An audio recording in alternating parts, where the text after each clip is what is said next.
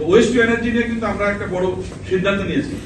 আমাদের এই brick field নিয়ে বিগত দিনের সিদ্ধান্ত ছিল 24 থেকে 25 আমরা শতভাগ ব্লকে যাবো বা আমরা এই সিস্টেমে থাকবো না, কিন্তু আমাদের অগ্রগতি আছে মাত্র 25 to 30% প্র্যাকটিক্যালি।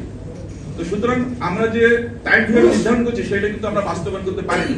বাট বর্তমান সরকারের যে পরিকল্পনা সেখানে কিন্তু আমরা প্রত্যেকটা জিনিস নিয়ে কিন্তু টাইম ফ্রেম নিয়ে কাজ করছি এবং আমরা চেষ্টা করবো আমাদের সাইড থেকে যতটুকু করা যায় সেটুকু করবো। ধরুন আমাদের কেউ বলেনি কিন্তু কোল পাওয়ার প্ল্যান্ট কিন্তু এয়ার এবং ওয়াটার দুটোতেই কিন্তু পলিউশন করছে। কিন্তু আমরা আসার পরে আমরা প্রত্যেকটা পাওয়ার প্ল্যান্টকে সিটি দিয়েছি তাদের অনলাইন মনিটরিং কে মানে আমাদের হেডকোয়ার্টারের সাথে এন্ডোর্স করার জন্য, মানে পরিবেশ দূতের সাথে, ডিপার্টমেন্ট অফ এনভায়রনমেন্টের সাথে এটাকে সংযুক্ত করার জন্য, যেন আমরা দেখতে পাই যে কে কতটুকু করছে, তার কমিটমেন্ট কতটুকু ছিল। তো আমাদের অবস্থান থেকে আমরা চেষ্টা করেছি। আমাদের এখানে খুলনা বিশ্ববিদ্যালয়ের প্রফেসর আছেন, আমরা যখন রামপাল নিয়ে আন্দোলন করি তখন আমাদের বুলবুল আমাদের সাথে যোগ দিয়েছিলেন এবং অনেকগুলো সেমিনার আমরা করেছিলাম। আমাদের প্রফেসর আব্দুল হারুন চৌধুরী উনি একটা আর্টিকেল লিখছিলেন, সেটা নিয়েই কিন্তু এটা আলোচনা সমালোচনা অনেক হয়েছিল এবং ওনাকে সাফার করতে হয়েছে সেটা নিয়ে। এই আন্দোলন করেছিলাম বিধায় বিগত সরকার কিন্তু 2640 জায়গায় কিন্তু 1320 এসে সারেন্ডার করছে। সুতরাং আমি আপনাদেরকে বলবো যে আপনারা যদি সচেতন ভাবে এগিয়ে আসেন তাহলে প্রত্যেকটা প্রকল্প নিয়ে আমাদের কিন্তু অর্জন আসবে। কিন্তু কারণ রামপাল পাওয়ার প্ল্যান্ট কিন্তু ওই কারণেই কিন্তু টিকে গেছিল, মানে আপনার আমাদের আন্দোলনের কারণে কিন্তু তারা কিন্তু শেষ পর্যন্ত কিন্তু 2640 করতে পারেনি। পাশাপাশি তারা কিন্তু ইন্ডিয়া থেকে কয়লা আনার জন্য কিন্তু একটা রেল লাইনও করছিল, কিন্তু তাদেরকে এখন ইন্দোনেশিয়া থেকে কয়লা আনতে হচ্ছে।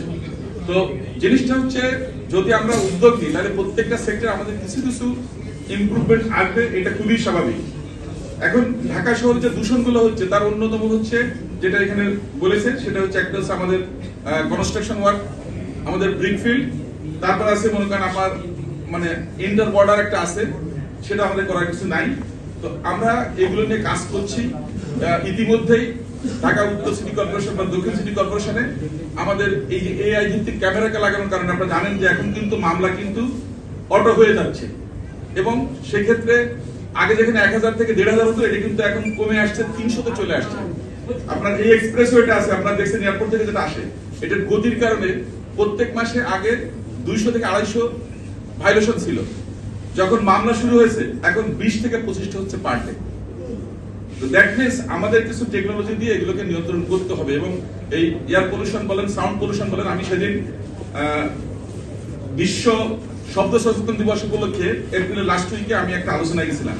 তখন ঢাকার মেইনলি যিনি পুলিশ কমিশনার এই যে ট্রাফিকের দায়িত্ব আছে ওনাকে আমি ওনার কথাগুলো খুব ভালো লাগলো, আমি কিন্তু ওনাকে ডেকে আনছি। কিন্তু এই নিয়ে আমার মন্ত্রণালয়ে বসে আমি ওনার কাছে সাজেশন নিয়েছি যে কি করা যেতে পারে। তো উনি কিছু আইডিয়া দিয়েছেন, আমি ওগুলো নিয়ে কাজ করছি, কস্টিং দেখছি, আমরা চেষ্টা করবো এগুলো নিয়ে কাজ করার জন্য। এখন আপনাদেরকে আমরা একটা কথা বলতে পারি মন্ত্রণালয়ের পক্ষ থেকে যে আপনাদের যে ইনোভেটিভ ক্রিয়েটিভ আইডিয়া গুলো আছে সেগুলো আপনারা নিয়ে আসেন, আমরা সেগুলো দিয়ে ভ্যালিডেট করবো।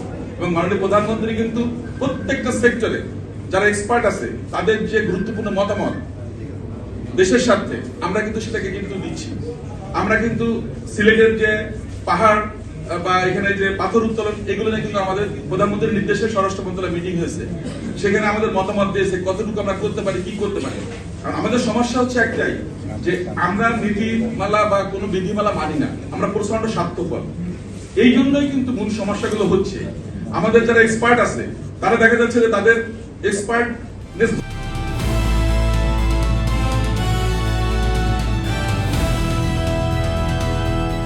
দিনাজপুর টিভি, মানুষের জীবনের কথা বলে।